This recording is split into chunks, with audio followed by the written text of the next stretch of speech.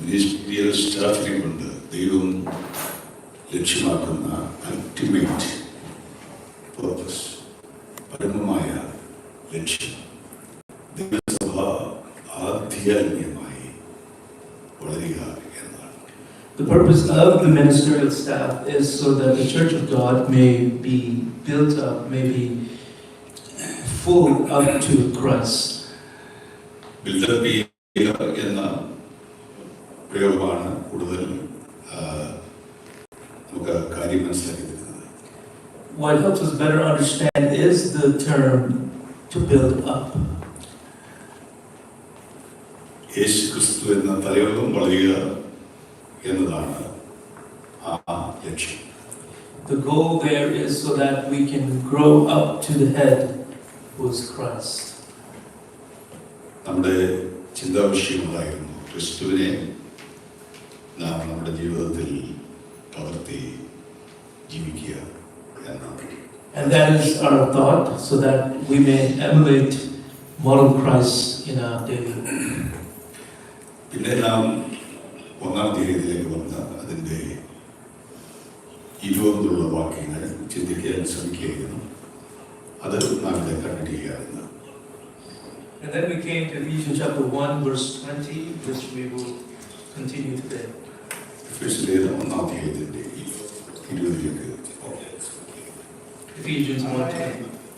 അങ്ങനെ അവൻ ക്രിസ്തുവിലും വ്യാപരിച്ച് അവനെ മരിച്ചവരുടെ ഇടയിൽ നിന്ന് ഉയർപ്പിക്കുകയും സ്വർഗ്ഗത്തിൽ തന്റെ വലതുഭാഗത്തെ എല്ലാ വാഴ്ചകൾക്കും അധികാരത്തിനും ശക്തിക്കും കർത്തൃത്വത്തിനും ഈ ലോകത്തിൽ മാത്രമല്ല വരുവാനുള്ളതിനും വിളിക്കപ്പെടുന്ന സകല നാമത്തിനും അത്യന്തം മീതെ ഇരുത്തുകയും സർവവും അവന്റെ കാൽക്കീഴാക്കി വെച്ച് അവനെ സർവത്തിനും മീതെ തലയാക്കി എല്ലാറ്റിനും എല്ലാം നിറയ്ക്കുന്നവന്റെ നിറമായിരിക്കുന്ന അവന്റെ ശരീരമായ സഭയ്ക്ക് കൊടുക്കുകയും ചെയ്തിരിക്കുന്നു. ഇവിടെ 20 വാക്യങ്ങളാണ് വായിച്ചത്. എന്നാൽ 19 വാക്യത്തിൽ അതിൻ്റെ ഒരു പശ്ചാത്തലമുണ്ട്. അത് ഈ പ്രയോഗത്തിൽ കാണാൻ സാധിക്കും. വിശ്വസിക്കുന്ന നമുക്ക് വേണ്ടി വ്യാപരിക്കുന്ന അവന്റെ ശക്തിയുടെ അളവറ്റ് വരുന്നു. In verse 19 on, you'll see it says that is incomparably great power for us who believe. നമ്മൾ വലിയ കാര്യമായി ശ്രദ്ധിക്കാത്ത ഒരു കാര്യമാണത്. വിശ്വസിക്കുന്നവരിൽ ഒരു ശക്തിയുടെ വ്യാപാരം നടക്കുന്നുണ്ട്. This is something that we don't really pay attention to, is that for those who believe there is an incomparable amount of power. രണ്ട് ശക്തികളുടെ വ്യാപാരമാണ് ലോകത്തിൽ നടന്നുകൊണ്ടിരിക്കുന്നത്. In the world we see two kinds of power. അതിലെ ഒരു ശക്തിയെ കുറിച്ച് 2-ാം അധ്യായത്തിന്റെ 2-ാമത്തെ വാക്യത്തിൽ പറയുന്നത് ഇവിടെ വായിക്കും. The first power is in Ephesians 2 verse 2.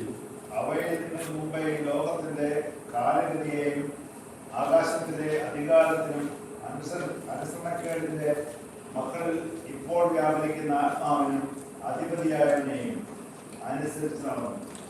ഇവിടെ അനുസരണക്കേടിന്റെ മക്കളിൽ ഇപ്പോൾ വ്യാപരിക്കുന്ന ശക്തിയെക്കുറിച്ച്, ആത്മാവിനെ കുറിച്ച് പറയും. And there we see Paul talking about the spirit who is now at work in those who are disobedient. ആരും സമ്മതിച്ചാലും ഇല്ലെങ്കിലും ഈ രണ്ട് ശക്തിയുടെ വ്യാപാരം നാം അറിഞ്ഞോ അറിയാതെയോ ലോകത്തിൽ വ്യാപരിക്കുന്നുണ്ട്. Whether we agree or not, these two powers are in play in the world. ഒന്ന് അനുസരണക്കേടിന്റെ മക്കളിൽ വ്യാപരിക്കുന്ന പൈശാചിക ശക്തിയുടെ വ്യാപാരമാണ്. What is the spirit that flows through those who are disobedient? എന്നാൽ മറിച്ച് ക്രിസ്തുവിൽ വിശ്വസിക്കുമ്പോൾ ആ ശക്തിയുടെ വ്യാപാരം അവസാനിക്കുകയും പുതിയൊരു ശക്തി അവന് വ്യാപിക്കുകയും ചെയ്യും. But the moment that one believes in Christ, that power that produces disobedience ends, and now there's another power that is given us through the Spirit. അനുസരണക്കേടിന്റെ മക്കളിൽ പിശാചിന്റെ ശക്തിയാണ് വ്യാപരിക്കുന്നതെങ്കിൽ വിശ്വസിക്കുകയും അനുസരിക്കുകയും ചെയ്യുന്നതിൽ ദൈവത്തിൻ്റെ ശക്തിയുടെ വ്യാപാരം ഉണ്ടാകും. If it is the power or the influence of the devil that is in those that are disobedient, it is the power and the influence of Christ time to use superlatives. തൻ്റെ ശക്തിയുടെ അളവറ്റ വലിപ്പം എന്നൊക്കെ പറയുമ്പോൾ തനിക്ക് അതിൽ കൂടുതൽ ആ ശക്തിയെ വിശദീകരിക്കാനായിട്ട് കഴിയത്തില്ല. When he says the immeasurable or incomparable power, there is no other word that he could use. ഇതുപോലുള്ള സൂപ്പർലേറ്റീവ്സ് എഫേസ്യ ലേഖനത്തിൽ പല ആവർത്തി പൗലോസ് ഉപയോഗിക്കുന്നുണ്ട്. Paul uses such superlatives many times in Ephesians. കഴിഞ്ഞ ഒരു ദിവസത്തെ മെസ്സേജിൽ നാം ചോദിക്കുന്നതിലും നനയ്ക്കുന്നതിലും അത്യന്തപരമായി ചെയ്യുവാൻ നമ്മിൽ വ്യാപരിക്കുന്ന ശക്തിയാൽ കഴിയുന്നവരെ എന്നുള്ള ഭാഗം നമ്മൾ ചിന്തിക്കുന്നുണ്ടായി. Another week, in the past weeks, when we thought about the immeasurable power that is within us in those that believe. ദൈവം നമുക്ക് ചോദിക്കുന്നത് നല്ലതെന്നാണ്, നാം ഇവൻ നനയ്ക്കുന്നത് ചിന്തിക്കുന്നത് പോലെ നല്ലതാണ്, അതിന് അത്യന്തപരമായി നല്ലതാണ്. God is one who gives us what we ask and what we think, even those things that we don't necessarily think of. He gives above and beyond. പക്ഷേ അവിടെ ഒരു ക്ലോസ് പറയുന്നുണ്ട്, നമ്മിൽ വ്യാപരിക്കുന്ന ശക്തിയാൽ കഴിയുന്നവൻ എന്നാണ്. There is a clause there that the power that flows within us or through us. അപ്പോൾ ദൈവത്തിന് ചോദിക്കുന്നതിലും നനയ്ക്കുന്നതിലും അത്യന്തപരമായി ചെയ്യാൻ കഴിയുമെങ്കിലും ഈ ക്ലോസ് കൂടെ അതിനോട് കോപ്പറേറ്റ് ചെയ്തില്ലേ അത് എക്സിക്യൂട്ട് ആകുന്നത് നമ്മിൽ വ്യാപരിക്കുന്ന ഒരു ശക്തിയുണ്ട്, അതിലൂടെയാണ് അത് നടക്കുന്നത്. Though God can give us above and beyond what we ask, there is a power with which we have to cooperate, and that is this power of the Spirit within us. ഇലക്ട്രിസിറ്റിയുടെ കാര്യം ഇവിടെ സിമ്പിളായിട്ട് പല പ്രാവശ്യം പറഞ്ഞിട്ടുണ്ട്.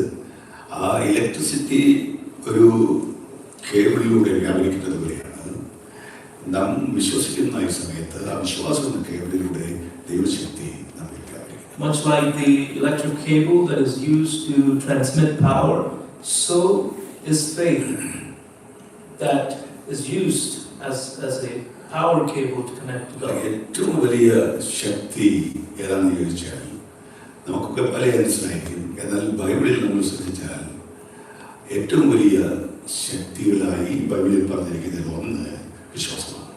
The greatest power is faith. Among all the other powers, it is faith.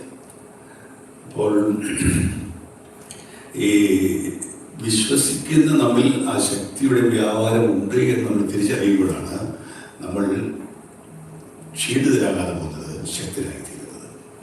It is when we understand that this power of the Spirit that resides in us, that it does reside in us, that we don't become weak.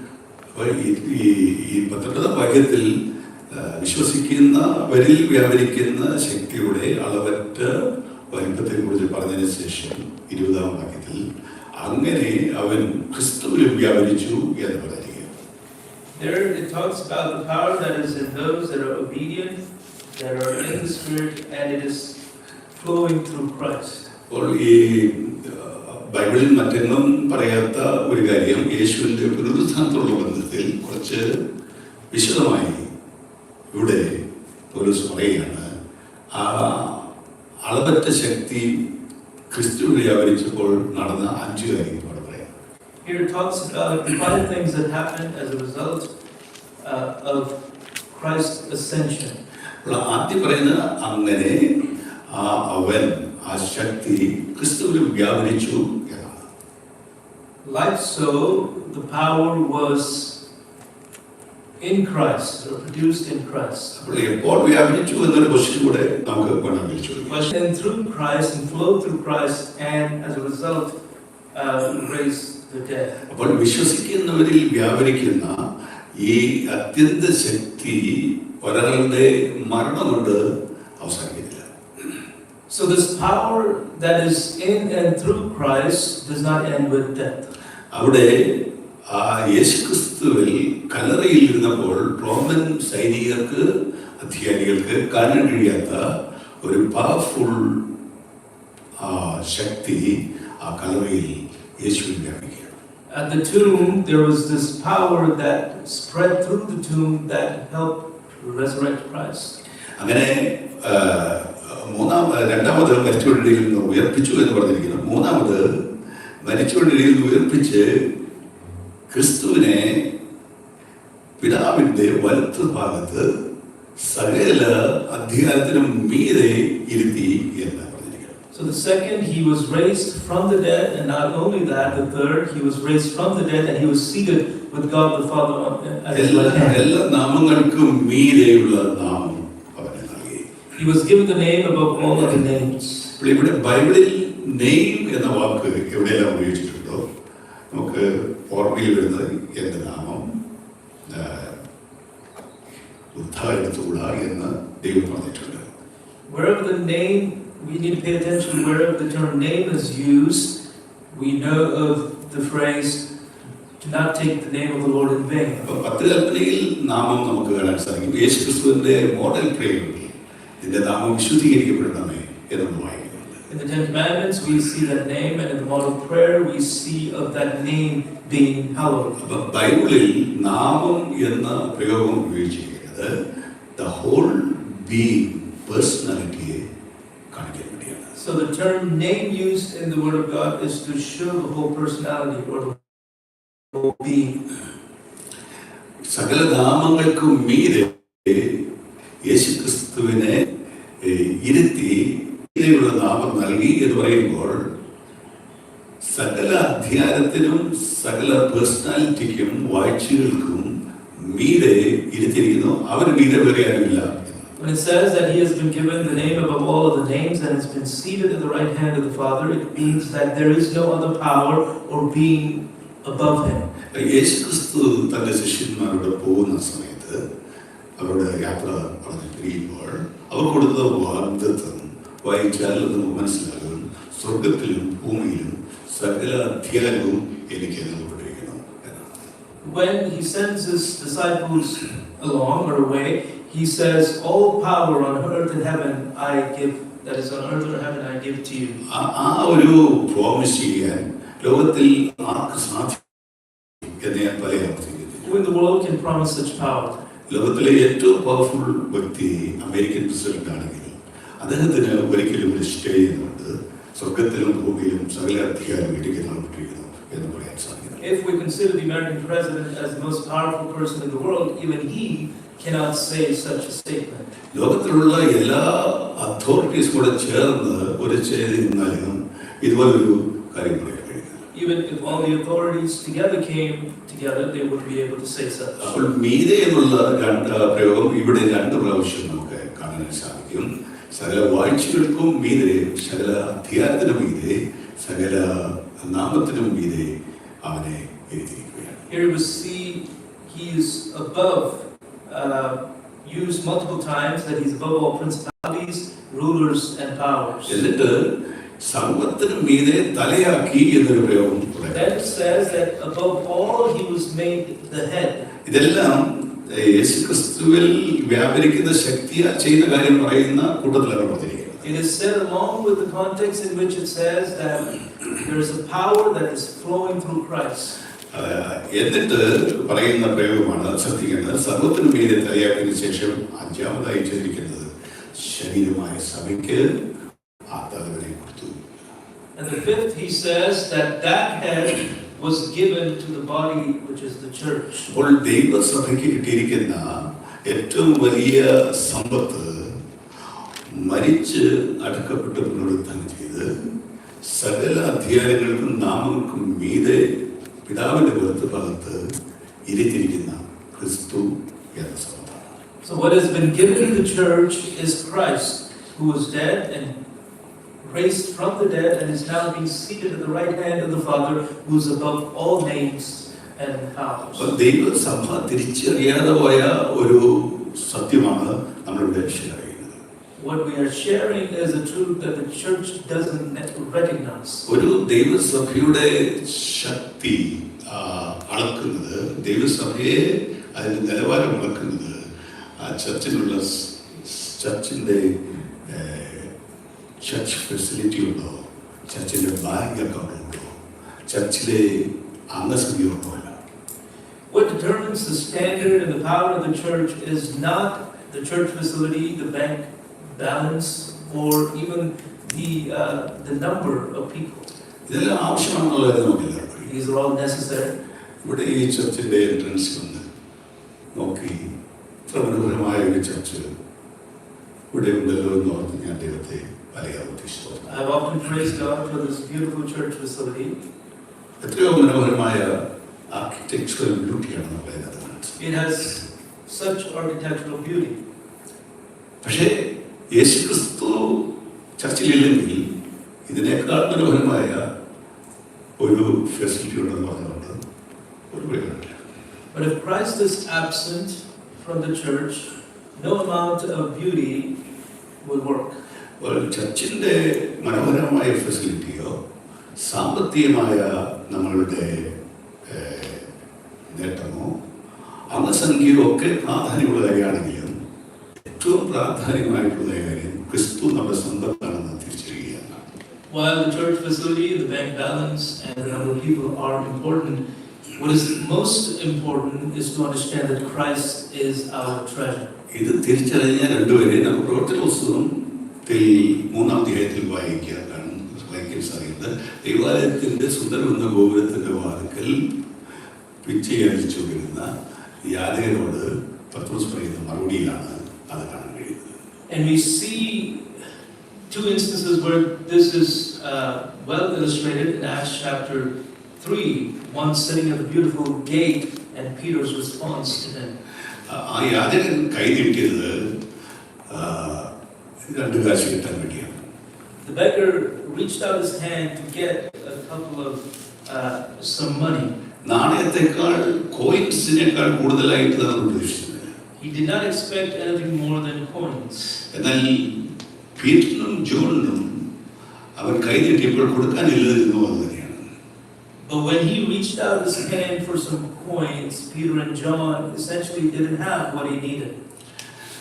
അവനൊരു ദിനാർ കൊടുത്തിരുന്നെങ്കിൽ അവർ satisfied ആയി. If they had given him a denarius, he would have been satisfied.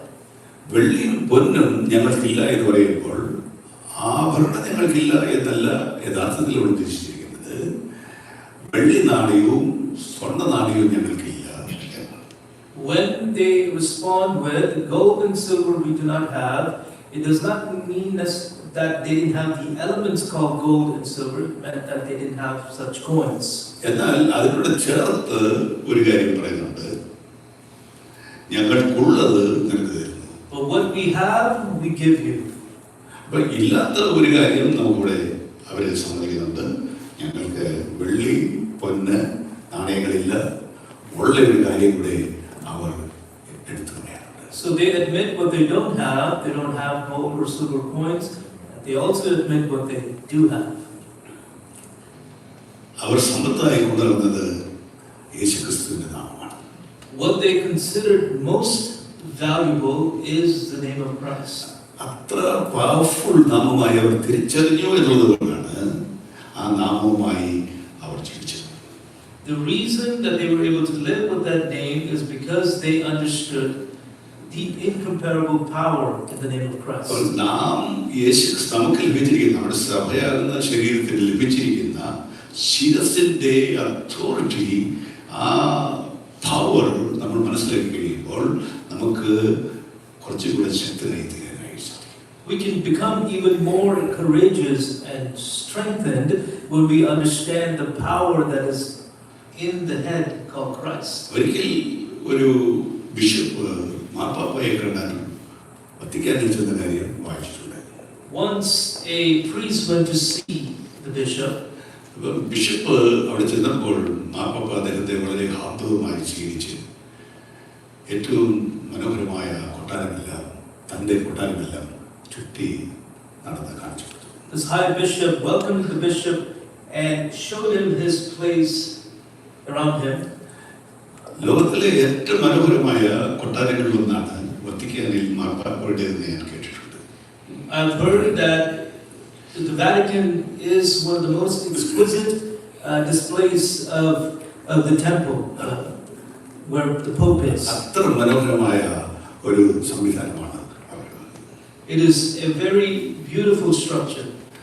ഇതെല്ലാം കാണിച്ചതിന് ശേഷം ബിഷപ്പിനോട് മാർപ്പാപ്പ അല്പം ചാരിതാർത്ഥത്തോടും ചില അഹങ്കാരത്തോടും പറഞ്ഞു,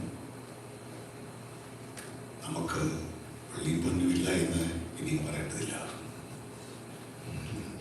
The Pope, told the bishop with a bit of arrogance, saying that no longer do we need to say that gold and silver we do not have. ഒന്നാമത്തെ പാപ്പ അങ്ങനെ പറയേണ്ടി വന്നു, എന്നാൽ നമുക്കിപ്പോൾ അത് പറയേണ്ടി വരുന്നില്ല എന്നായി. ഒന്നാമത്തെ പാപ്പയെ കൊടുക്കരുതെന്ന്. So he's essentially saying that certainly Peter and John had said it at one point, we no longer have to say it. അപ്പോൾ ഈ ബിഷപ്പ് നൽകിയ മറുപടിയാണ് വളരെ ശ്രദ്ധേയമായ കാര്യം. അദ്ദേഹം പറഞ്ഞെങ്ങനെയാണ്, യേശുവിന്റെ നാമത്തിൽ എഴുന്നേറ്റ് നടക്കണ്ട എന്നും പറയണ്ടല്ലോ എന്ന് പറഞ്ഞു. And this is what he said in response to the bishop, and we also don't need to say to get up and walk in the name of Christ. അപ്പോൾ ഒരിക്കലും ആ ഒരു ഉത്തരം പ്രതീക്ഷിച്ചിരുന്നില്ല. Pope did not expect such a response. പക്ഷേ അത് ആ മാർപ്പാപ്പയെ വല്ലാതെ ചിന്തിപ്പിച്ചു. വായിക്കുന്നത് നമ്മളെയും വളരെ ചിന്തിപ്പിക്കുന്നുണ്ട്. That really troubled the Pope, and those that read it also are troubled. വാസ്തവത്തിൽ ഒത്തിരി സാമ്പത്തികമായ സൗകര്യങ്ങൾ ഇന്ന് ക്രിസ്തീയ സഭ ഇങ്ങനെ ശേഖരിച്ചു വെച്ചിട്ടുണ്ട്. The Christian church has amassed a lot of material wealth. നിങ്ങൾക്കറിയാമോ, ലോകത്തിലെ ഏറ്റവും കണ്ണായ സ്ഥലങ്ങളിൽ ഇരിക്കുന്ന ആരാധനാ സ്ഥലങ്ങളിൽ ക്രിസ്ത്യാനികളാണ്. Do you know that the central places of worship belong to the Christians? എവിടെ പോയാലും നിങ്ങൾ കേരളത്തിൽ പോയാൽ കോട്ടയിൽ ചെന്നാൽ CMS വിഷ്ണുമാരുണ്ടാക്കിയ സ്ഥാനം എന്നൊക്കെ തിരുവനന്തപുരത്ത് ചെന്നാലും ഏറ്റവും കണ്ണായ സ്ഥലത്ത് അവർ പള്ളിയുണ്ടാക്കിയിട്ടുണ്ട്. Go to any part of the world, even in our homeland, Kerala, you will see some of the most beautiful structures that the missionaries have built.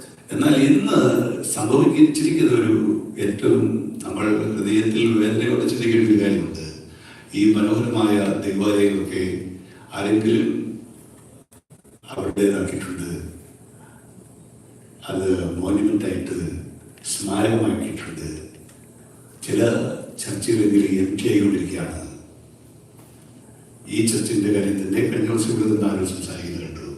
വെറും വയസ്സന്മാരും മാത്രമാണ് ഇപ്പോൾ ഇവിടെ സംബന്ധിക്കുന്നത്. 10 വർഷം കഴിഞ്ഞാൽ ഈ ചർച്ചിൻ്റെ സ്ഥിതി എന്തായിത്തീരും എന്ന് ചിലരെങ്കിലും ചിന്തിക്കുന്നു. But the sad fact is, even when we have such beautiful facilities, what's lacking is the presence of Christ, of course, but people are no longer present, and it is being taken over by other groups. കഴിഞ്ഞ ഒരാഴ്ചയിൽ ഞാൻ ഓർമ്മിച്ചതുപോലെ നമുക്ക് ആദിമ സഭയിൽ ഉണ്ടായിരുന്നതിനേക്കാൾ ഒത്തിരി ആക്ടിവിറ്റീസും പ്രോഗ്രാംസും ഒക്കെ വർദ്ധിപ്പിച്ചിട്ടുണ്ട്. പക്ഷെങ്കിൽ നമുക്ക് എന്തോ ഒരു മൂല്യച്ചിരി സംഭവിച്ചിട്ടുണ്ട്. As I mentioned last week, compared to the first century church, we have a tremendous amount of programs and activities, but we are still missing the one thing. നഷ്ടമായിരിക്കുന്നത് മറ്റൊന്നുമല്ല, യേശുവിനെ തന്നെയാണ്. What has been missing is nothing else but Christ. ലൗകിക സഭയ്ക്ക് സംഭവിച്ചതുപോലുള്ള ഒരു മൂല്യച്ചിരിയാണ് നമുക്ക് സംഭവിച്ചിരിക്കുന്നത്. ക്രിസ്തു സഭയ്ക്ക് വേണ്ടിയില്ല. What has happened to us is the same thing that has happened to the church of Laodicea, which is that Christ was outside the church. ഒരിക്കൽ ഗാന്ധിയെ കുറിച്ച് ഞാൻ ഇങ്ങനെ വായിച്ചു. അദ്ദേഹം ഒരു ചർച്ചിൽ ആരാധനയ്ക്ക് വേണ്ടി ചെന്നതാണ്. അദ്ദേഹത്തിന് പ്രവേശനം ലഭിച്ചില്ല. Once I read about Gandhiji this way, that he went to church one day, he was not welcomed. അദ്ദേഹത്തിന്റെ കളർ ബ്രൗൺ ആയിരുന്നതുകൊണ്ട് വെള്ളക്കറുപ്പുള്ള പള്ളിയിൽ അയാളുടെ പ്രവേശനം ലഭിച്ചില്ല. അദ്ദേഹത്തിന് പ്രവേശനം ലഭിച്ചില്ല. Since his color was brown, he did not get a seat or a welcoming in the American church. അദ്ദേഹം വെളിയിൽ നിൽക്കേണ്ടി വന്നു. So he had to stand outside. അപ്പോൾ അങ്ങനെ നിൽക്കുമ്പോൾ വാസ്തവത്തിൽ തന്നെ ക്രിസ്ത്യാനിയാകാതിരിക്കാൻ സഹായിച്ച ഘടകമായിരുന്നു എന്നാണ് കേട്ടുള്ളത്. അവിടെ തനിക്ക് അവിടെ പ്രവേശനമില്ല ഇല്ലല്ലോ എന്ന് ചിന്തിച്ച് വിഷമിച്ചിങ്ങനെ നിൽക്കുമ്പോൾ, while he was standing outside, worried that he did not have an entrance, and in fact that potentially was the reason why he did not become a Christian. As he was standing thinking about it, തന്റെ കാതുകളിൽ ഇങ്ങനെ ഒരു ശബ്ദം കേട്ടു എന്നാണ് കേട്ടുള്ളത്. യേശു എന്നിട്ട് പറഞ്ഞു, നീ എന്തിനാ വിഷമിക്കുന്നത്, ഞാൻ നേരത്തെ പുറത്ത്. and this is what is written, that Christ came to Gandhi's ears and whispered, why are you being worried that you don't have entrance into the church? I also don't. I'm outside of the church. വാസ്തവത്തിൽ നമ്മൾ വളരെ ഗൗരവമായി ചിന്തിക്കേണ്ട ഒരു കാര്യമാണ് ഞാൻ ഇന്ന് ഈ ക്ലാസ് വിഷയിക്കുന്നത്. നമുക്ക് ഉയർത്തെഴുന്നേറ്റ യേശു ക്രിസ്തുവിൻ്റെ സാന്നിധ്യം അനുഭവിക്കാൻ കഴിയുന്ന ഒരു പോയിന്റിൽ നമുക്ക് എത്തിച്ചേരാൻ കഴിയുന്നുണ്ട്. Have we come to the point where we are able to experience and function in the power of the resurrected Christ? യേശു ക്രിസ്തു സഭകളുടെ നടുവിൽ ഉയർത്തെഴുന്നേറ്റ യേശു ക്രിസ്തു വെള്ളത്തിലേക്ക് തിരിച്ചുകൊണ്ട് ഇങ്ങനെ നടക്കുന്ന ഒരു ചിത്രമാണ് വെളിപ്പെടുത്തൽ പുസ്തകം 1-2-3 അധ്യായങ്ങളെ വായിക്കുന്നത്. What we read in Revelation 1-3 is this picture of Christ being dressed in white robes and moving along the church, amidst the church. ഉയർത്തെഴുന്നേറ്റ യേശു ക്രിസ്തുവിന്റെ സാന്നിധ്യമില്ലാതെ ആര് അവിടെ ഉണ്ടെന്ന് പറഞ്ഞാലും സഭയാക്കി. If the presence of the resurrected Christ is not in the church, no matter who else is there, it does not become the church. അപ്പോൾ ഇത്രയും ചെയ്തതിനു ശേഷം പിതാവിന്റെ വലത്ത് ഭാഗത്ത് എല്ലാ വാഴ്ചകൾക്കും എല്ലാ നാമങ്ങൾക്കും മീതെ ഇരുത്തി സർവ്വത്തിനും തലയാക്കിയതിനു ശേഷം ദൈവം ഒരു ഗിഫ്റ്റായിട്ട് സഭയ്ക്ക് ഇതാ ക്രിസ്തു ഇരിക്കട്ടെ എന്ന് പറയുകയാണ്. After Christ has been elevated above all of the names, powers, and rulers and seated at the right hand of the Father, He has been given as a gift to the church. ക്രിസ്തു എന്ന സമ്പത്താണ് സഭയുടെ തലയായി നമുക്ക് കൊണ്ടുനടക്കാൻ കഴിയുന്നത്. So what we should take along with us is this treasure that is Christ. ക്രിസ്തുവിന് priority number 1 കൊടുത്ത് ക്രിസ്തുവിനെ നമ്മൾ നമ്മുടെ സമൂഹത്തിൽ സൂര്യമായി സ്വതന്ത്രമായി ഗ്രഹിക്കാൻ കഴിയുന്ന ഒരു അന്തരീക്ഷമാണ് നമ്മൾ സഭയിൽ സൃഷ്ടിക്കുന്നത്. And so we should consider the importance of Christ being the head of the church, and at the same time give him his due place in the church. യേശു ക്രിസ്തു സഭയ്ക്കകത്ത് അങ്ങനെ മൂവ് ചെയ്യുന്നു എന്ന് നമ്മൾ മനസ്സിലാക്കി കഴിഞ്ഞാൽ പിന്നെ നമുക്ക് അവിടെ ഒരു കുറവുമില്ല. When we understand that Christ moves within his church, then we have no lack. ഉയർത്തെഴുന്നേൽക്കുന്നതിന് മുമ്പ് യേശു ക്രിസ്തു പരിസ്ഥിതിയിൽ കൂടെ നടന്നതും സഞ്ചരിച്ചതും ഉദ്ദേശിച്ചതുമായ കാര്യങ്ങൾ ഓർക്കുമ്പോൾ അതിന്റെ ഒരു ഭാഗമായി ഇരിക്കാൻ എനിക്ക് സാധിച്ചില്ലല്ലോ എന്ന് ഞാൻ വിചാരിച്ചിട്ടുണ്ട്. I often think that I wish I could have been part of Christ's ministry in the land of Palestine and so forth. അപ്പോൾ എന്റെ മനസ്സിലേക്ക് ഓടി വരുന്ന വേറൊരു കാര്യം എന്താണെന്ന് ചോദിച്ചാൽ, നീ എന്തിനാ അതിനുവേണ്ടി വിഷമിക്കുന്നത്? പവർഫുൾ ആയിട്ട് യേശു ക്രിസ്തു ഉയർത്തെഴുന്നേറ്റ യേശു സഭയിലേക്ക് ദൈവം നൽകിയിരിക്കുകയാണ്. ആ യേശുവിനെ ഫീൽ ചെയ്ത എക്സ്പീരിയൻസ് ചെയ്ത പറയാം. Why not experience the presence of the resurrected Christ that is in the church now instead of potentially worrying about not being in those days? യേശു ക്രിസ്തു നടത്തിയ അത്ഭുതങ്ങളിൽ ഏതെങ്കിലും ഒരു അത്ഭുതം, ഏറ്റവും ചെറിയൊരു അത്ഭുതം ഇന്ന് ഈ ദേശത്ത് നോർത്ത് കാലിഫോർണിയയിൽ നടക്കുകയാണെങ്കിൽ നിങ്ങൾ ആലോചിച്ച് നോക്കിയാൽ എന്തൊരു മാറ്റമായിരിക്കും സംഭവിക്കാൻ പോകുന്നത്. If a miracle of Christ, even the most smallest in nature, were to happen here in Northern California, what would be the impact? ഒരു മുടന്തനെ നൽകിയോ ഒരു കുരുടനെ സൗഖ്യമാക്കിയോ ചെയ്താലത്തെ ആ സ്ഥിതി ഒന്ന് ആലോചിച്ച് നോക്കിയോ. Think about a lame or a deaf being healed, deaf person being healed. അപ്പോൾ യേശുക്രിസ്തു നമ്മുടെ സമ്പത്താണെന്ന് നമുക്ക് മനസ്സിലാകുന്ന പോലെ മറ്റുള്ളവർക്കും അത് മനസ്സിലാക്കാനായിട്ട് ഇടയായിത്തീരും. As we understand that Christ is our treasure, so will others. അതുകൊണ്ട് ദൈവസഭയുടെ ഏറ്റവും വലിയ സമ്പത്തായി ക്രിസ്തുവിനെ സഭയുടെ കേന്ദ്രസ്ഥാനത്ത് പ്രതിഷ്ഠിക്കാതെ നമുക്ക് ഒരു രക്ഷയും ഈ നൂറ്റാണ്ടിൽ ഉണ്ടാവില്ല. We will have no escape, no deliverance until we place Christ in the central place of the church. സഭയ്ക്ക് ലഭിച്ചിരിക്കുന്ന യേശുക്രിസ്തു എന്ന ആ വലിയ മുതലിനായി ആ സമ്പത്തിനായി ഞാൻ ദൈവത്തെ സ്തോത്രം ചെയ്യാം. Praise God for us being able to receive the greatest treasure, that is Christ. ഇനിയും ശരീരം എന്ന് പറഞ്ഞിരിക്കുന്ന ആ സിംബൽ ഉപയോഗിച്ചിരിക്കുന്ന വേറൊരു പ്രധാനപ്പെട്ട വേദഭാഗമുണ്ട്. അത് 1 കൊരിന്ത്യർ 12 അധ്യായത്തിലാണ്. ആ ഭാഗത്തേക്ക് Let's go to 1 Corinthians chapter 12. 12 മുതൽ 27 വരെയുള്ള വാക്യങ്ങളാണ്. 12 verse 12 to 27. 1 കൊരിന്ത്യർ 12 അധ്യായത്തിന്റെ 12 മുതൽ 27 വരെയുള്ള വാക്യങ്ങൾ വായിക്കാം. അതിന് ശരീരം ഒന്നും അതിന് അവയവം പലതും, ശരീരത്തിന്റെ അവയവം പലതായിരിക്കെ എല്ലാം ഒരു ശരീരവും ആയിരിക്കുന്നത് പോലെയാകുന്നു ക്രിസ്തുവും. യഹൂദന്മാരോ യവനന്മാരോ ദാസന്മാരോ സ്വതന്ത്രരോ നാം എല്ലാവരും ഏക ശരീരമാകുമാറ് ഒരേ ആത്മാവിൽ സ്നാനമേറ്റും എല്ലാവരും ഒരേ ആത്മാവിനെ പാനം ചെയ്തുമിരിക്കുന്നു. ശരീരം ഒരവയവമല്ല, പലതത്രേ. ഞാൻ കൈ അല്ലായതുകൊണ്ട് ശരീരത്തിനുള്ളതല്ല എന്ന് കാൽ പറയുന്നുവെങ്കിൽ അതിനാൽ അത് ശരീരത്തിനുള്ളതല്ല എന്ന് വരികയില്ല. ഞാൻ കണ്ണ് അല്ലായതുകൊണ്ട് ശരീരത്തിനുള്ളതല്ല എന്ന് ചെവി പറയുന്നുവെങ്കിൽ അതിനാൽ അത് ശരീരത്തിനുള്ളതല്ല എന്ന് വരികയില്ല. ശരീരം മുഴുവൻ കണ്ണായാൽ ശ്രവണം എവിടെ? മുഴുവൻ ശ്രവണമായാൽ കാണും എവിടെ? ദൈവമോ തന്റെ ഇഷ്ടപ്രകാരം അവയവങ്ങളെ ശരീരത്തിൽ വെവ്വേറെയായി വെച്ചിരിക്കുന്നു. സകലവും ഒരവയവമെങ്കിൽ ശരീരം എവിടെ? ഇവിടെ നമ്മൾ എത്രയോ പ്രാവശ്യം കൊരിന്ത്യർക്ക് എഴുതിയ ലേഖനം വായിച്ചിട്ടുണ്ട്, 12 അധ്യായം വായിച്ചിട്ടുണ്ട്. എന്നാൽ ഈ ഭാഗം എല്ലാവരും പ്രത്യേകം ശ്രദ്ധിക്കണം. 12 മുതൽ അതിൻ്റെ 27 വരെയുള്ള 16 വാക്യങ്ങളാണ് വായിച്ചത്. ഞാനിത് വായിച്ചപ്പോൾ ഞാൻ അത്ഭുതപ്പെട്ടു പോയി. ഈ 16 വാക്യങ്ങളിൽ ശരീരം എന്ന വാക്ക് 17 പ്രാവശ്യം വെച്ചിട്ടുണ്ട്.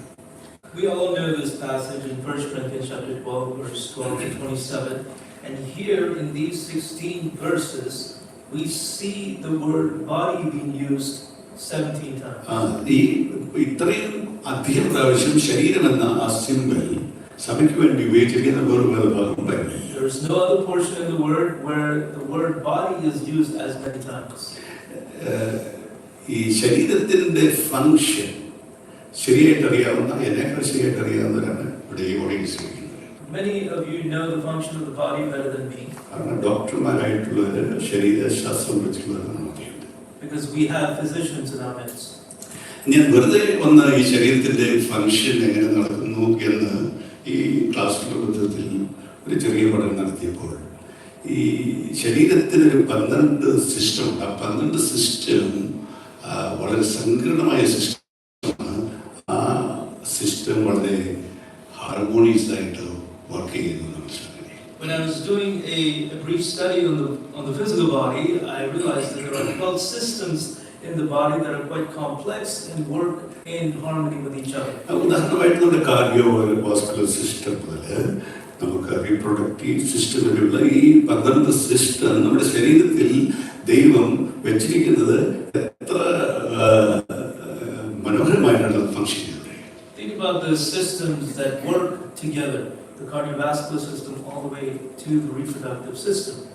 അപ്പോൾ ദൈവസഭയുടെ ഫങ്ഷൻ എന്ന് പറയുന്നത് നമ്മളെന്ന് വിചാരിക്കുന്നത് പോലെ രാഷ്ട്രീയ പാർട്ടികൾ നടത്തുന്നത് പോലുള്ള ഒരു ഭരണ സംവിധാനമല്ല. As many of us think that the function of the church ought to be run like a political party, that is not so. എനിക്ക് കുറച്ച് പണമുണ്ടെങ്കിൽ നാട്ടിൽ ചെന്ന് ആൾക്കാരെ സാധിച്ച് ഏതെങ്കിലും ഒരു പ്രസ്ഥാനത്തിന് പ്രസിഡന്റാകാനായിട്ട്. If I had some money, I could go to India and influence and campaign and become a leader. അതൊരു സഭയുടെ ഫങ്ഷനായിട്ട് നിങ്ങൾ വിചാരിക്കുന്നുണ്ടോ? Do you think that is the function of the church? ഒരിക്കലും അതിനെ ഫങ്ഷനായി കണ്ടു കഴിഞ്ഞാൽ യഥാർത്ഥ ഫങ്ഷൻ നമ്മൾ മനസ്സിലാക്കണം. If we consider that as the function, then we miss out on the actual function. അപ്പോൾ ഈ ശരീരത്തിന്റെ വളരെ കോംപ്ലക്സ് ആയിട്ടുള്ളതായ ഈ സിസ്റ്റംസ് എല്ലാം കൂടെ എങ്ങനെ ഫങ്ഷൻ ചെയ്യുന്നോ അതിന് തുല്യമായിട്ടാണ് സഭയുടെ ഫങ്ഷൻ നടക്കുന്നത് എന്ന് Here Paul says says that as the body in all its complexity work together, so the church in all its complexity should work together. 1 കൊരിന്ത്യർ 12-ാം അധ്യായത്തിന്റെ 12 മുതൽ 27 വരെയുള്ള വാക്യങ്ങളിൽ 17 പ്രാവശ്യം ഈ ശരീരം എന്ന വാക്ക് ഉപയോഗിച്ചുകൊണ്ട് ആ ഫംഗ്ഷൻ എങ്ങനെയാണ് എന്ന് വിശദീകരിക്കുകയാണ്. There Paul illustrates how this body ought to function by emphasizing the body 17 times. ഇവിടെ ഒന്നാമത് ശ്രദ്ധിക്കുന്നത് ശരീരം ഒന്ന് എന്ന് താൻ പറഞ്ഞിരിക്കുന്നു. First, we have to recognize that he says that the body is one. അപ്പോൾ ശരീരം ഒന്ന് എന്ന കാഴ്ചപ്പാടില്ലാതെ ഫംഗ്ഷനിങ് ശരിയാകത്തില്ല. If we don't understand that the body is one, then functioning will not take place. ഒരിക്കലും രണ്ട് എന്ന ചിന്താഗതിയിലൂടെ ഒരു ശരീരത്തിന് ഫംഗ്ഷൻ ചെയ്യാൻ കഴിയില്ല. A body cannot function with the thought that it is two. എന്തിന് നമ്മുടെ മൈൻഡ് തന്നെ രണ്ടായി കഴിഞ്ഞാൽ അത് നമ്മൾ വേറൊരു ലെവലിലേക്ക് പോവുകയാണ്. Think about our mind itself. If it is divided, if it is distracted from being one, think about how many different places it will go. ദൈവസഭയുടെ യൂണിറ്റി ആണ് സഭയുടെ ഏറ്റവും പ്രധാനപ്പെട്ട കാര്യം. The most important thing for the church is its unity. ശരീരത്തിൽ എന്തെല്ലാം പ്രശ്നമുണ്ടെങ്കിലും ശരീരത്തെ രണ്ടാക്കാനായിട്ട് നമ്മളാരും വിചാരിക്കാറില്ല. No matter how many kinds of problems there might be in the body, we don't desire it to be split or divided. പക്ഷേ എന്ത് ഈസിയായിട്ടാണ് ഒരു സഭയെ നമ്മൾ ഇന്ന് ഡിവൈഡ് ചെയ്തിരിക്കുന്നത്. But think about how easily we divide the കാരണം നമുക്ക് ബൈബിളിലെ ദർശനമില്ലാതെ പോകുന്നു, ബൈബിളിലെ എഴുത്തുകാരുടെ ദർശനമില്ലാതെ പോകുന്നു. ശരീരം ഒന്ന് എന്ന് കൃത്യമായി സന്നിഗ്ധമായി പഠികസ്ഫുടമായി ബൈബിൾ പറഞ്ഞിരിക്കുകയാണ്. And that is because we lack the vision that is needed of the church, and we lack the vision of the apostles, and that is that the church is one. അപ്പോൾ രണ്ടെന്നുള്ള ചിന്താഗതി നമ്മുടെ മനസ്സിൽ ഒരിക്കലും. So we should never have the thought that the church is more than one. നമ്മുടെ ശരീരത്തിന്റെ ഭാവമാണ്. We are part of the body. രണ്ടാമത് unity മാത്രമല്ല, യൂണിറ്റി ഇൻ ഡൈവേഴ്സിറ്റി എന്നുള്ള പ്രയോഗം കൂടെ ഓർത്തിരിക്കുന്നതാണ്. Not only unity, but next is unity in diversity. അപ്പം ഈ വിഭിന്നത്വത്തിലുള്ളതായ ഏകത്വം എന്ന പ്രയോഗം നമ്മുടെ മനസ്സിൽ എപ്പോഴും സൂക്ഷിച്ചതാണ്. We should always have this thought in our mind that there is unity even in the midst of diversity. അപ്പോൾ ഈ വിവിധത്വത്തിൽ ഏകത്വം എന്ന ആ ആശയം ദൈവത്തിന്റെ ആശയമാണ്.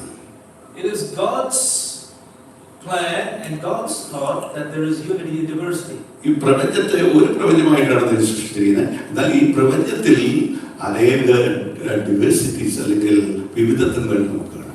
We see the earth, the world, the universe being created as one, but within it we see diverse elements. അപ്പോൾ നമ്മുടെ ഈ ശരീരത്തിലെ 12 സിസ്റ്റം ഫംഗ്ഷൻ ചെയ്യുമ്പോൾ ഏതെല്ലാം പാർട്സ് ആണ് അതിനകത്തിനുള്ളതെന്ന് ഒന്നാലോചിച്ചു. So as this one body functions, think about the varied or the diverse parts of the body that work together. ഈ വിവിധത്വത്തിലുള്ള ഏകത്വത്തിന്റെ ഒരു പ്രത്യേകതയുണ്ട്, അതിനകത്തൊരു ബ്യൂട്ടി ഉണ്ട്. There is beauty in unity that is in diversity. പൗലോസ് തന്നെ പറയുന്നുണ്ട്, ശരീരം മുഴുവൻ കണ്ണായാൽ പിന്നെ എങ്ങനെയിരിക്കും? Even Paul says that the whole body were an eye, what would it be? ശരീരം മുഴുവൻ കൈ ആയിരുന്നാലത്തെ സ്ഥിതി ഒന്ന് ആലോചിച്ചു. If the whole body was the hand, what would it be? അപ്പോൾ യാതൊരു സൗന്ദര്യം അതിനുണ്ടാകില്ല. There is no beauty. അപ്പോൾ വാസ്തവത്തിൽ വിവിധത്വം സഭയ്ക്കകത്തുണ്ട് എന്നുള്ളതുകൊണ്ടാണ്, ശരീരത്തിലുണ്ട് എന്നുള്ളതുകൊണ്ടാണ് ഈ ശരീരത്തിന് ബ്യൂട്ടി ഉള്ളത്. So what makes the body beautiful is the diversity that is in it. അപ്പോൾ ഇവിടെ നമ്മളെല്ലാവരും ഒരേ നിലയിൽ പ്രവർത്തിക്കുന്നവരാണെങ്കിൽ സഭ ഫംഗ്ഷൻ ചെയ്തില്ല. If we all function in the same way, the body called the church will not function. എന്ന് പറഞ്ഞാൽ എല്ലാവരും ചിന്തിക്കുക, എനിക്ക് ഈ കണ്ണായാൽ മതി എന്ന് ചിന്തിച്ചു കഴിഞ്ഞാൽ ശരീരം ഫംഗ്ഷൻ ചെയ്തില്ല. If all of us were to sit here and think that I want to be the eye, the church won't function. അല്ലെങ്കിൽ എനിക്ക് കൈയാകണമെന്ന് എല്ലാവരും തീരുമാനിച്ചു കഴിഞ്ഞാൽ ആ ചർച്ചിന് ഫംഗ്ഷൻ ചെയ്യാൻ The സാധിക്കും. church will not be able to function if all of us think that we have to be the hands. ശരീരത്തിലെ ഏറ്റവും ചെറിയ പാർട്ട് മുതൽ ഏറ്റവും വലിയ പാർട്ട് വരെ ഒന്നിച്ച് പ്രവർത്തിക്കുമ്പോഴാണ് അതിൻ്റെ വിവിധ ഉത്തരവാദിത്തങ്ങൾ പൂർത്തിയാക്കാൻ കഴിയുന്നത്. When we recognize that there is a duty from the smallest part to the largest part, then we understand the beauty that is in this diversity.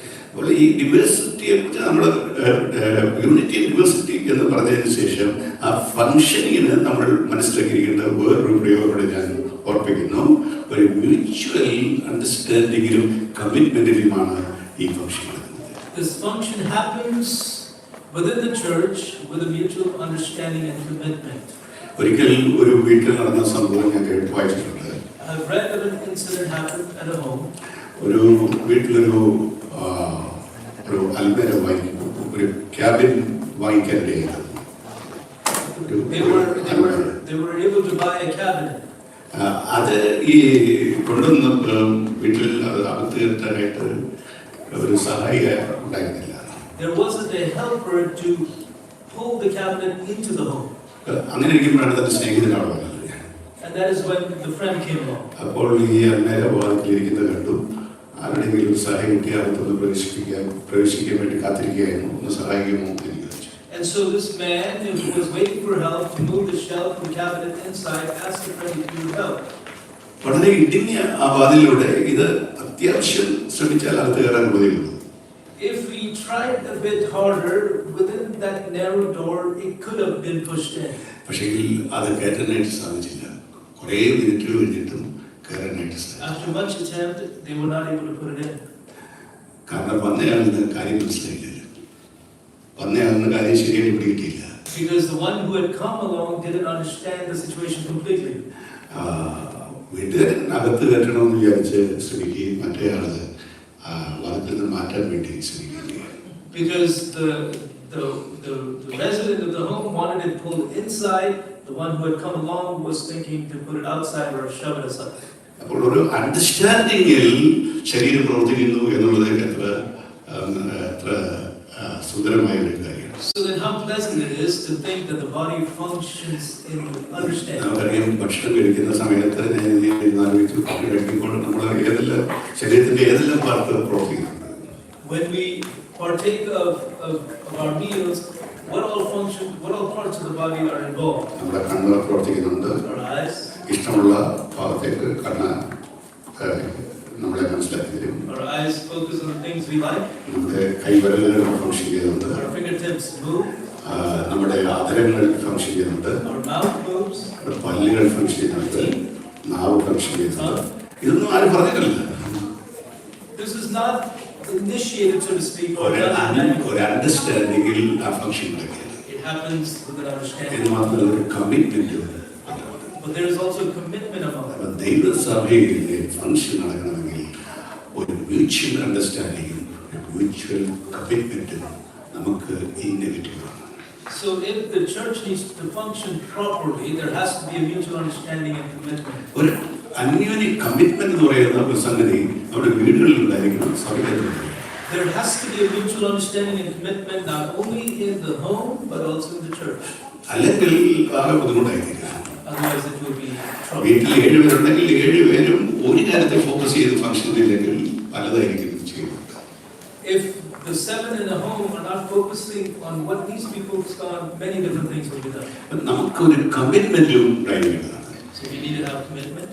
എന്ന് പറഞ്ഞാൽ ആരും നിർബന്ധിച്ചേൽപ്പിക്കുന്ന ഒരു കമ്മിറ്റ്മെന്റ് അല്ല, സ്വാഭാവികമായിട്ട് നമുക്കുണ്ടാകുന്ന ഒരു commitment. Not a forced upon commitment, something that is natural. നമ്മൾ നടന്നു പോകുന്ന വഴിക്ക് കാലത്ത് തട്ടി തള്ളുവരല് ഒന്ന് ചതഞ്ഞു, വേദനപ്പെട്ടു.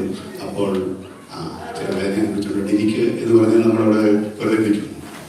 If we were to walk along and our big toe were to trip and be in pain, would we just let it be or ignore it? പെട്ടെന്ന് ഈ വേദന നമ്മുടെ ഹെഡിൽ, നമ്മുടെ തലച്ചോറിൽ വിവരം കൊടുക്കുകയും നമ്മൾ അറിഞ്ഞോ അറിയാതെയോ പെട്ടെന്ന് നമ്മുടെ കൈ അവിടേക്ക് എന്താണ് ആ വേദന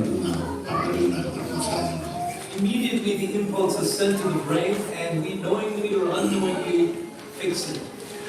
അങ്ങനെ ഫംഗ്ഷൻ ചെയ്യുന്ന ഒരു സഭയായിരിക്കണം നമ്മുടേത് എന്നാണ് ക്വാളിറ്റി ചർച്ച എന്ന് പറയുമ്പോൾ ഞാൻ ഉദ്ദേശിക്കുന്നത്. And that's what I mean, that a quality church is one that functions in such a manner. നമ്മുടെ സ്ട്രൈക്ക് ചെയ്യേണ്ട ആവശ്യമില്ല. Strike ചെയ്യേണ്ടിയില്ല. None of us need to hear. നമ്മുടെ ശരീരത്തിന്റെ ഏതെങ്കിലും ഒരു അവയവം ഏതെങ്കിലും ഒരു ദിവസം സ്ട്രൈക്ക് ചെയ്ത് നിർത്തിച്ചിരുന്ന ആലോചിച്ചു. Think about this. If any part of our body were to be in strike one day, ഞാൻ ഇനി ഇത്രയും നാൾ നിന്നെ ചുമന്നു നടന്ന് ഞാൻ ഒരാഴ്ച സ്ട്രൈക്ക് ചെയ്യുകയാണെന്ന് കാലിന് മനസ്സിലത്തെ സ്ഥിതി. but if the leg went on strike next week, that I carried you along all this time, I will be strike next week. ഇവിടെ കാലെന്താ ചെയ്യുന്നു ചോദിച്ചാൽ ഏതെങ്കിലും മുതൽ അവസരത്തിൽ ഈ ഭാരം പോയിട്ടുണ്ട് നടക്കില്ല. What this leg does is that it carries the weight from birth to death. അതാ കമ്മിറ്റ്മെന്റ് പറയുന്നത്. That is commitment. അതാണ് കമ്മിറ്റ്മെന്റ്. That is commitment. നമ്മൾ എന്തെല്ലാം കാര്യങ്ങൾ നമ്മുടെ വലകൈകൊണ്ട് ചെയ്യുന്നു. Think about how much we do with our right hand. ഏറ്റവും കൂടുതൽ activity കൈയിലൂടെയാണ്. With our hands, with our primary hand. രണ്ടാഴ്ച അന്ന് സ്ട്രൈക്ക് ചെയ്താൽ What if it went on strike? വാസ്തവത്തിൽ ദൈവസഭയുടെ ഫംഗ്ഷൻ എന്ന് പറയുന്നത് mutual understanding and mutual commitment. So in reality, the function of the church happens truly in mutual understanding and commitment. നിങ്ങൾ ശരീരത്തിന്റെ അതിപ്രധാനമായ ഒരു ഭാഗമാണെന്നുള്ള അവസ്ഥ തിരിച്ചറിയുക. You and I have to understand that we are the most important part of the church. നിങ്ങളെ കൂടാതെ ചർച്ചിൽ function ചെയ്യുക.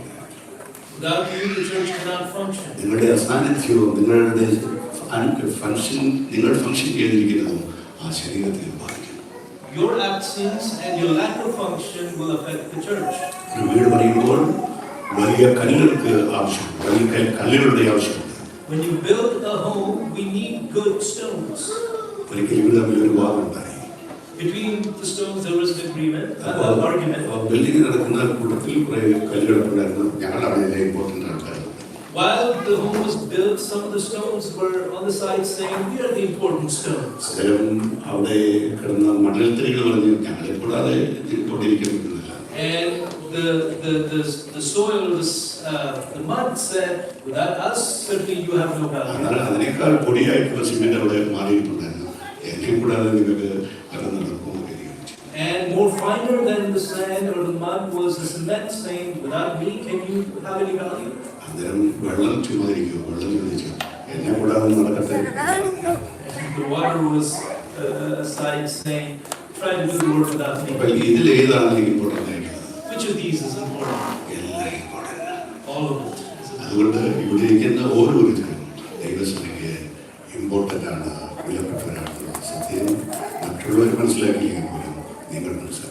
So all of us here have to understand that we are important, and also others need to understand that we are all equally important. അതുപോലെ നമ്മൾ മനസ്സിലാക്കുക. We need to understand that. നമ്മൾ ഒരു ശരീരമാണ്. We are one body, രണ്ട് ശരീരമല്ല, not two, ഒരു ശരീരമാണ്. one body. ഈ ദേശത്ത് ദൈവം ഒരു ശരീരമായി ഇവിടെ വെച്ചിരിക്കുന്നത് God has placed us here as one body harmoniously function ചെയ്യുന്നുണ്ട്. to work in harmony. Harmoniously In harmony. Mutually കമ്മിറ്റ്മെന്റോടുകൂടെ ഫംഗ്ഷൻ ചെയ്യുന്നുണ്ട്. With mutual commitment, we work together. അത് സെൽഫിഷ്നെസ് യാതൊരു No place for selfishness. സ്ട്രൈക്കിന് യാതൊരു No place for strife. Common ഗുഡാണ്. And we look for the common good. Let us commit to that. സ്വരസ്ഥിതാവേ Father God, ഞങ്ങളുടെ വാഴ്ത്തുന്നു.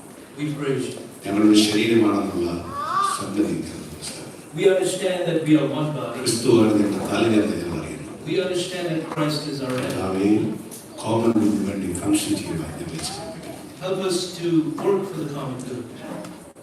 അതിനുള്ള കൃപ ഞങ്ങൾക്ക് നൽകണമേ. Give us the grace to do it. യേശുവിൻ പ്രാർത്ഥിക്കുന്നു. In Jesus' name. ആമേൻ. ഇവിടെ കരങ്ങളിൽ